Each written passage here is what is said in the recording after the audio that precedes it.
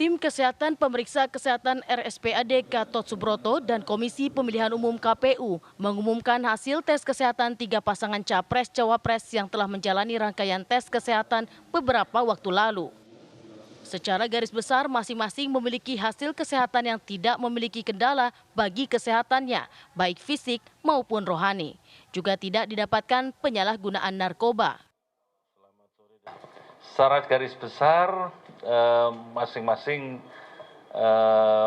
memiliki hasil pemeriksaan kesehatan yang tidak ada kendala berkaitan dengan kesehatannya, ya, baik itu kesehatan fisik maupun rohani, ya, jasmani, rohani, dan juga tidak didapatkan penyalahgunaan narkoba pada semua calon.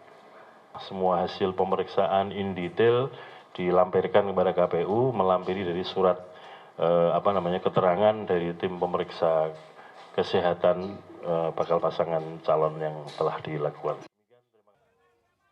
Tes kesehatan ini untuk menilai apakah bakal Capres dan Cawapres mampu atau tidak serta bebas dari penyalahgunaan narkoba untuk dapat melaksanakan tugas sebagai Presiden dan Wakil Presiden nantinya jika terpilih. Tim TV One mengabarkan.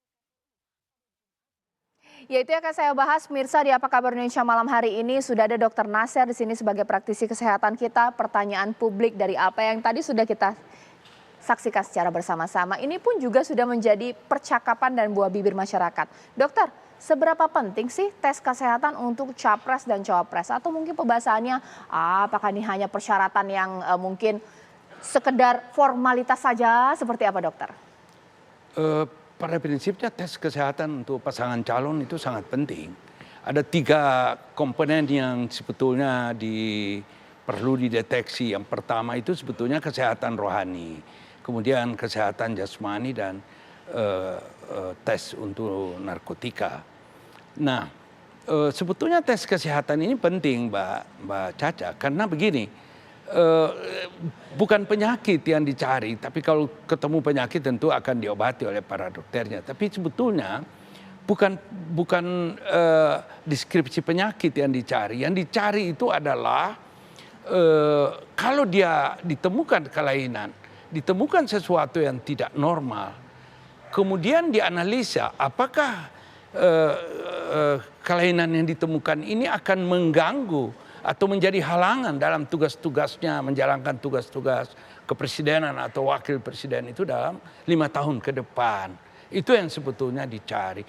Sebagai contoh, misalnya kalau ditemukan adanya tanda atau indikasi yang mengarah ke sebuah tumor, misalnya ditemukan ada tumor ganas misalnya, itu tentu menjadi lain ceritanya. Dokter, ditahan dulu. Sekarang kita akan lihat timeline dari jadwal pemeriksaan tes untuk Capres dan juga Cawapres. Yang pertama kali kita akan menuju untuk yang pertama kali melakukan tes kesehatan, pemirsa. Ini dia.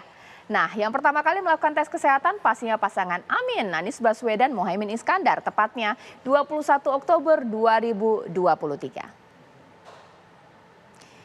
Ya, pemirsa, di pasangan Amin yang pertama kali melakukan tes kesehatan, sejumlah tes dilakukan bahkan dengan wajah yang cukup ceria, kemudian pasca, kemudian menjalani proses pemeriksaan, dan ini ibaratnya jubah yang khas digunakan ya ketika pasangan Capres dan juga Cawapres mengadakan tes kesehatan. Kita lihat lagi ya selanjutnya ya, siapa yang kemudian menjalani tes kesehatan setelah pasangan Amin, pemirsa, yakni 22 Oktober 2023 pasangan Ganjar Pranowo dan juga Mahfud MD.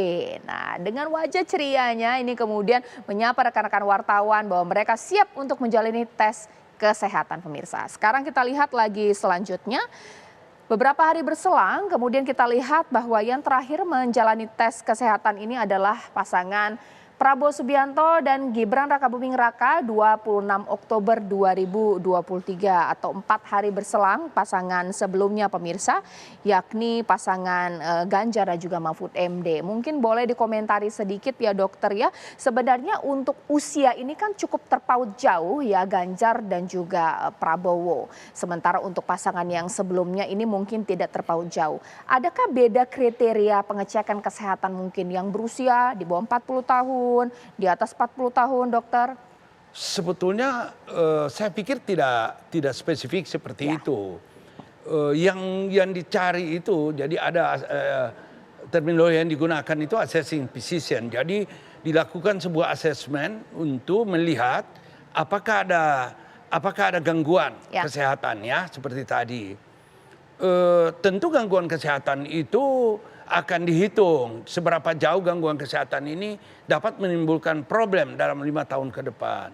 Jadi tentu umur yang ada, umur muda atau umur tua, itu kan tergantung apa yang ditemukan. Jadi saya kira tidak relevan umur itu dijadikan isu dalam pemeriksaan kesehatan ini.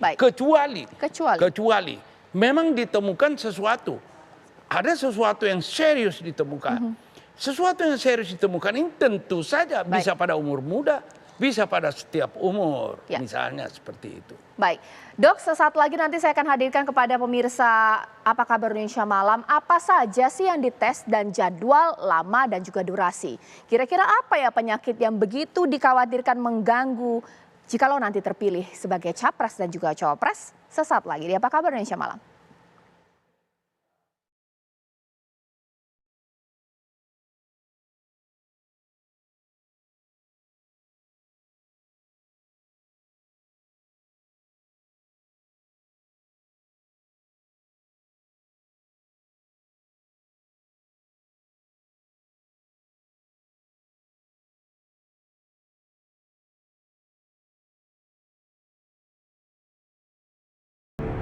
Ya, sekarang saya akan ajak Anda untuk melihat jenis dan lama tes kesehatan Capres dan Cawapres 2024 pemirsa. Kita akan lihat apa saja yang dites dan berapa lama durasinya pemirsa.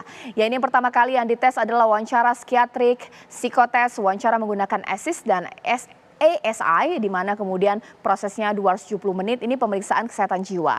Dan juga narkotika, ini dilakukan selama 30 menit pemirsa. Selain itu, selain narkotika dan juga psikotes, yang akan dites juga yakni adalah penyakit dalam pemirsa. Kita lihat data berikutnya. Yakni penyakit dalam, USG, abdomen ini 45 menit, bahkan ada juga bedah ini dilangsungkan selama 20 menit pemirsa. Selain itu kita lihat lagi berikutnya pemirsa, tidak hanya penyakit dalam tapi juga neurologi 45 menit, bahkan juga kandungan USG transvaginal pemirsa 45 menit, tapi ini untuk perempuan ya.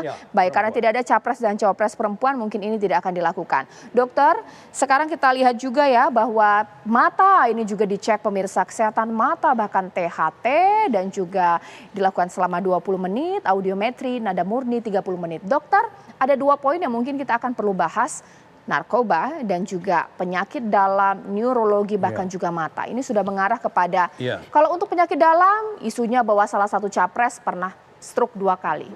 Apakah ini mempengaruhi kinerja kalau mungkin kemudian sehat pemirsa? Iya. Ini tergantung dari pedoman pemeriksaan yang disepakati bersama antara tim dokter dengan KPU. Dalam pedoman itu tentu akan diuraikan jenis-jenis pemeriksaan yang akan dilakukan. Termasuk di dalamnya kalau di beberapa negara, misalnya di Amerika itu termasuk di dalamnya mendeteksi kualitas pembuluh darah. Jadi dengan demikian dapat mengetahui adanya kemungkinan-kemungkinan, ancaman-ancaman terhadap persoalan-persoalan. Dokter, karena itu masih isu, itu juga akan dicek kebenarannya. Karena isu apa saja pasti dalam event atau pilpres ini kemudian dianggap sebagai penyudutan ya. Kita tahu kondisi Pak Prabowo saat ini cukup prima. Kalau untuk narkoba, seberapa esensial? Mengingat mereka merupakan tokoh-tokoh yang luar biasa loh. Begini, ini narkoba penting, narkotika penting. Di salah satu negara di Amerika Selatan, itu pernah ada calon presiden yang diperiksa kemudian gugur karena ditemukan adanya penggunaan narkotika. Jadi begini, penggunaan narkotika itu dibagi 3. Ada yang pernah menggunakan, ada yang sering menggunakan, dan ada yang ketagihan atau adiksi dalam penggunaan. Jadi saya tidak tahu, pedoman ini kan tidak dibuka untuk umum. Saya tidak tahu apakah juga ada deteksi terhadap yang pernah menggunakan.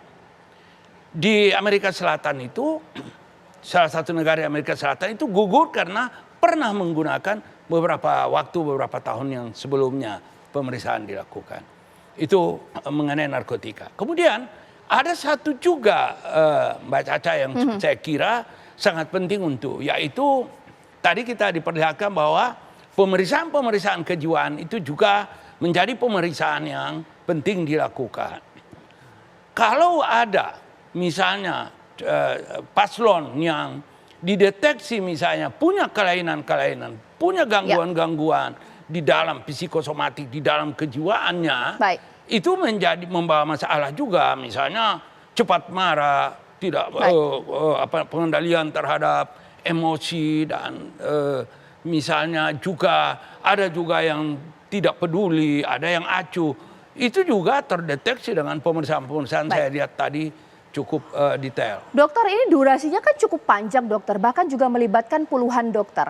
Apa memang ini sebagai standar yang memang biasa untuk dilakukan? Ya, ingat ini untuk orang nomor 1 dan nomor 2. Iya, sejauh ini standar itu ada. Cuma memang standar ini selalu diperbaiki, diperbaharui, dan tergantung kesepakatan dengan KPU.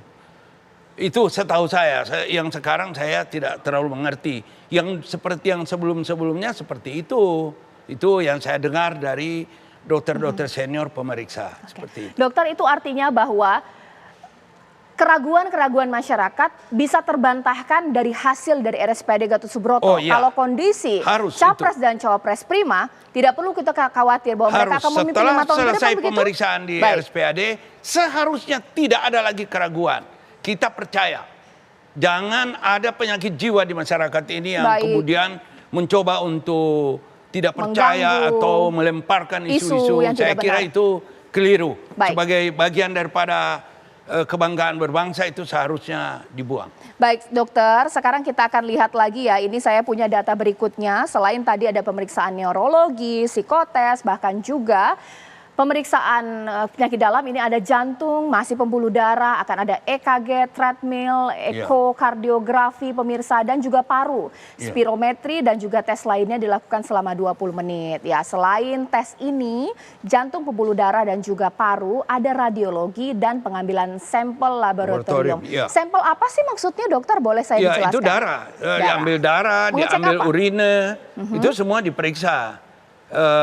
Itu cukup lama, 10 menit di laboratorium itu pengambilan sampel-sampel itu saya kira terpenuhi semuanya di sana. Baik, dan kemudian yang terakhir adalah penunjang lainnya atau pemeriksaan penunjang lainnya sesuai dengan kebutuhan. Berarti ada assessment terlebih dahulu kah dokter untuk ada tes tambahan selain yang perlu dilakukan, begitu dokter? Iya, itulah yang sebetulnya tadi saya sebut, kita tidak mengerti.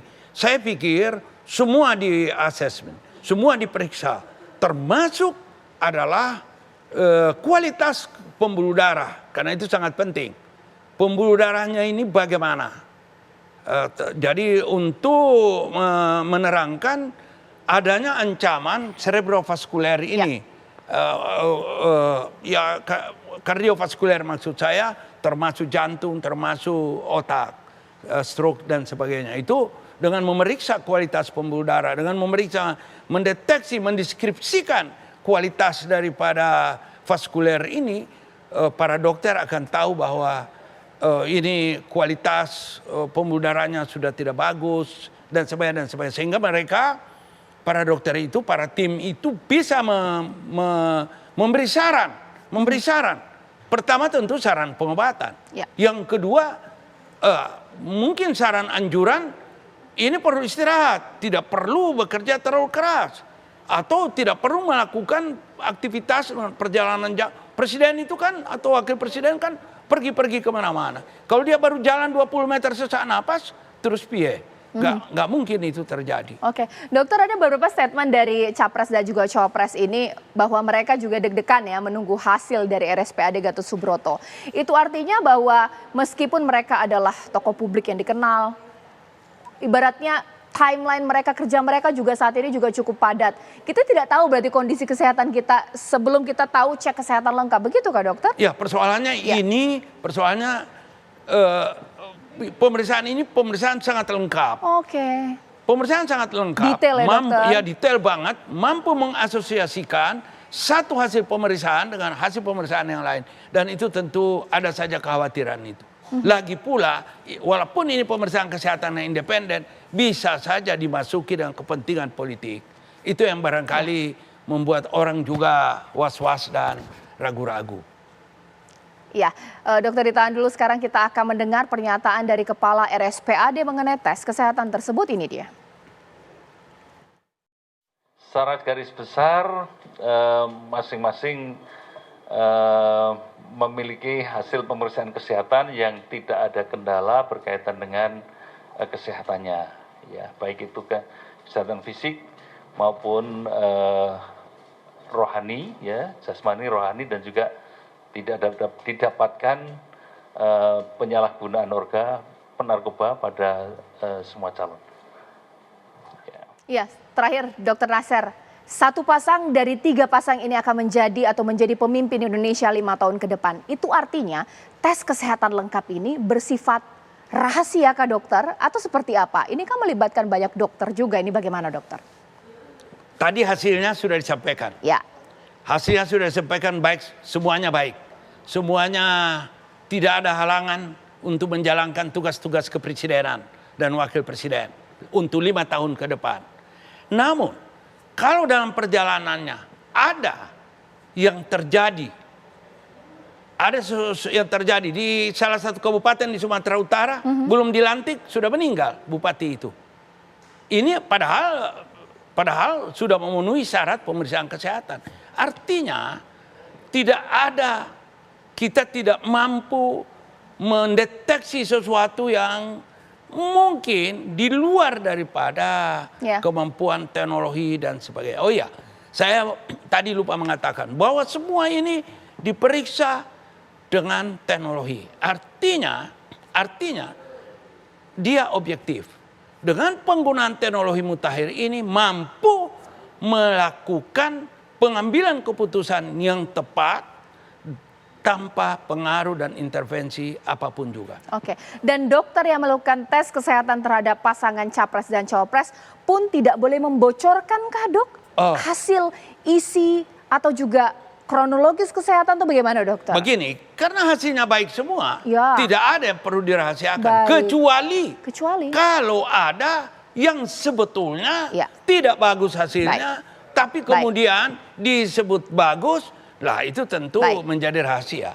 Baik, terima kasih Dr. Nasser. Ini kemudian sudah cukup lengkap kita membahas mengenai tes kesehatan capres dan juga cawapres. Pemirsa, saya harus mengakhiri Apa Kabar Indonesia Malam untuk hari ini. Sesaat lagi Anda dapat menyaksikan One on One bersama Tisa Noveni yang akan mewawancarai Abraham Samad, pemirsa, mantan pimpinan KPK. Saya Cica Anissa, selamat malam, sampai jumpa.